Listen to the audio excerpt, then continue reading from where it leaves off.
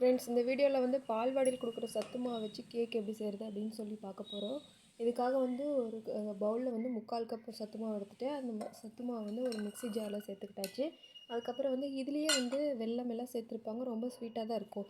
இருந்தாலும் நமக்கு கொஞ்சம் எக்ஸ்ட்ரா ஸ்வீட்காக வந்து 2 ஸ்பூன் வந்து சர்க்கரை சேர்த்துக்கிறேன். அதுக்கப்புறம் வந்து ஒரு 4 ஏலக்காய் இதில் சேர்த்துக்கிறேன். இது எல்லாத்தையும் சேர்த்து மிக்ஸி ஜாரில் ஒரு டைம் வந்து மிக்ஸ் பண்ணி எடுத்துக்க போகிறோம்.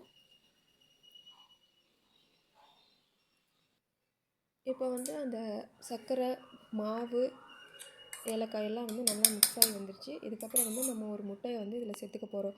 முட்டை வாசனை பிடிக்காது அப்படிங்கிறவங்க வந்து ஒரு கப் தயிர் கூட சேர்த்துக்கலாம்.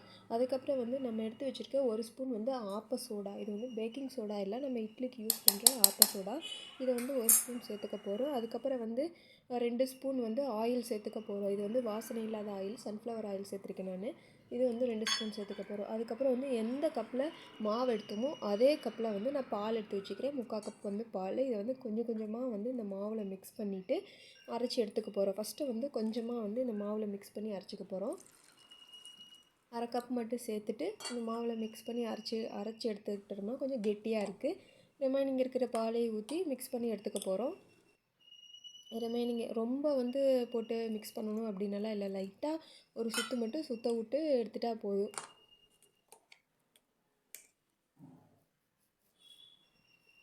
இப்போ பாருங்கள், இப்போ வந்து கரெக்டாக இருக்குது. இது வந்து இட்லி மாவு பதத்தில் இருக்குது. இப்படி ஸ்பூனில் எடுக்கும்போது கீழே இப்படி டாட்டாக விழுகுதுல, இந்த மாதிரி இருக்கணும். அப்போ தான் வந்து கரெக்டாக இருக்கும். அதுக்கப்புறம் வந்து இந்த மாதிரி ஒரு பாத்திரம் எடுத்து அதில் வந்து ஒரு ஸ்பூன் ஆயில் விட்டு அது சைடு எல்லாம் வந்து போகிற மாதிரி நல்லா தடவி எடுத்துக்கிட்டு, அப்புறம் வந்து ஒரு ஸ்பூன் கோதுமை மாவு எடுத்திருக்கேன். அதுவும் வந்து சைடில் எல்லாம் லைட்டாக போட்டு விட்டுருக்குறோம். அதுக்கப்புறம் வந்து நம்ம மிக்ஸி ஜாரில் மிக்ஸ் பண்ணி எடுத்துருக்கோம்ல அந்த சத்து மாவு மிக்ஸு, அதை வந்து இதில் சேர்த்துக்க போகிறோம்.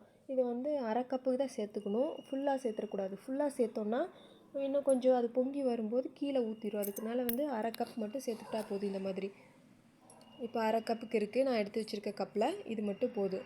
அதுக்கப்புறம் வந்து அடுப்பில் வந்து ஒரு இட்லி பாத்திரம் வச்சுருக்கேன். இட்லி பாத்திரம் வந்து 5 மினிட்ஸ் சூடு பண்ணி எடுத்ததுக்கப்புறம் நம்ம வீட்டில் இருக்குள்ள ஸ்டாண்டு, அதை வச்சுக்க போகிறோம். ஸ்டாண்டு இல்லைன்னா இந்த மாதிரி இருக்குள்ள அதை வச்சுக்கிட்டு அது மேலே நம்ம ரெடி பண்ணி வச்சுருக்கிற மாவு அந்த கப்பை வச்சிட போகிறோம்.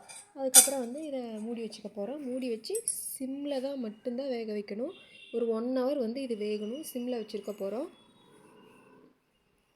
இப்போ வந்து ஒரு 20 மினிட்ஸ் ஆகிடுச்சு. இப்போ வந்து இதை வந்து ஓப்பன் பண்ணி பார்ப்போம் எப்படி இருக்குது அப்படின்னு சொல்லி ஓப்பன் பண்ணி பார்ப்போம். ஓப்பன் பண்ணும்போது லைட்டாக மட்டும் மேலே வந்திருக்கு. இந்த ஸ்டேஜில் வந்து நம்ம வந்து குட்டி குட்டியாக கட் பண்ணி வச்சுருக்க முந்திரி சேர்த்துக்க போகிறோம். இது வந்து ஆப்ஷனல் தான். நீங்கள் வந்து பாதாம் இல்லை வந்து வேர்க்கடலை அதை கூட குட்டி குட்டி பீஸாக கட் பண்ணி இப்படி சேர்த்துக்கலாம். எதுவும் தேவையில்லை அப்படின்னா வந்து சும்மா ப்ளைனாக கூட விட்டுடலாம், எதுவுமே சேர்க்கலாம். நான் வந்து குட்டி குட்டியாக முந்திரி வந்து சேர்த்துருக்கேன். இதை வந்து முந்திரி வந்து மாவு கூடயே சேர்த்தோன்னா வந்து அது வந்து ஃபுல்லாக கேக்குக்குள்ளே அடியில் சேர்ந்துடும். இப்படி சேர்க்கும்போது நல்லா இது மேலே வந்து நல்லா சாஃப்டாக வரும்போது மேலே அழகாக இருக்கும். அதுக்கப்புறம் வந்து இதை மூடி வச்சுட போகிறோம். அதுக்கப்புறம் ஒரு 40 மினிட்ஸ் வந்து நல்லா வேகட்டும். இப்போ வந்து ஒரு 40 மினிட்ஸ் ஆகிடுச்சு. இப்போ எப்படி இருக்குது அப்படின்னு சொல்லி ஓப்பன் பண்ணி பார்ப்போம். இங்கே பாருங்கள், நல்லா அது வந்து 1/2 கப்புக்கு தான் ஊற்றிருந்தோம். அது வந்து ஒரு 3/4 கப்புக்கு வந்து நல்லா சாஃப்டாக புஷ்ஷுன்னு மேலே வந்திருக்கு. அந்த முந்திரியெல்லாம், நம்ம போட்ட முந்திரியெல்லாம் அந்த மாவில் மிக்ஸ் ஆகிருக்கு. இப்போ வந்து வெந்துருச்சான்னு ஒரு கத்தி இந்த மாதிரி உள்ளே விட்டு பார்க்க போகிறேன். இங்கே பாருங்கள், எங்கேயுமே ஒட்டலை. இப்படி இருந்துச்சுன்னா உள்ளே இருக்க கேக் வெந்துருச்சு அப்படின்னு சொல்லி அர்த்தம். அதுக்கப்புறம் இது சூடு ஆற விட்டு வெளியே எடுத்துக்க போகிறோம். இப்போ வந்து சூடு நல்லா ஆறிடுச்சு. நல்லா ஆறினதுக்கப்புறம் வந்து இந்த சைடெல்லாம் வந்து இந்த மாதிரி கத்தி வச்சு எடுத்துக்க போகிறோம். சூடாக இருக்கும்போது எடுத்தோம்னா மாவு அப்படியே அதுலேயே ஃபுல்லாக ஒட்டிடும். நல்லா ஆற வச்சு எடுக்கணும். இப்போ வந்து சூப்பராக ஆறிடுச்சு. இதை வந்து ஒரு தட்டுக்கு மாற்றிக்க போகிறோம். இப்போ பாருங்கள், ஒரு தட்டில் மாற்றி எடுக்க போகிறோம். வாவ், எங்கேயுமே ஒட்டாமல் சூப்பராக வந்திருக்கு. இப்போ நம்ம சூடாக இருக்கும்போது இதை கட் பண்ணியிருந்தோம்னா அந்த பாத்திரத்துலேயே வந்து ஒட்டிக்கும், இந்த மாதிரி வராது. வாவ், சூப்பராக இருக்குது. நம்ம போட்ட முந்திரியெல்லாம் மேலே இருக்குது. பார்க்கவே சாக்லேட் கேக் மாதிரி செம்மையாக இருக்குது. இதை வந்து குழந்தைகளுக்கு செஞ்சு கொடுத்தோன்னா நமக்கு ஹெல்த்தியும் ஆச்சு, அவங்க வந்து கேக் சாப்பிட்ட மாதிரி ஃபீல் ஆவாங்க. சத்து மாவுவே வந்து ஸ்வீட்டாக தான் இருக்கும், அதை சாப்பிடுவாங்க. ஆனால் வந்து இந்த மாதிரி கேக்காட்ட செஞ்சு கொடுத்தோம்னா அவங்க ரொம்ப ஹாப்பியாக சாப்பிடுவாங்க. சூப்பராக இருக்குது பார்க்கவே. டேஸ்ட்டும் வந்து அந்த சத்து மாவு டேஸ்ட்டில் தான் இருந்துச்சு. அதனால் வந்து குழந்தைங்க விரும்பி ரொம்ப சாப்பிடுவாங்க.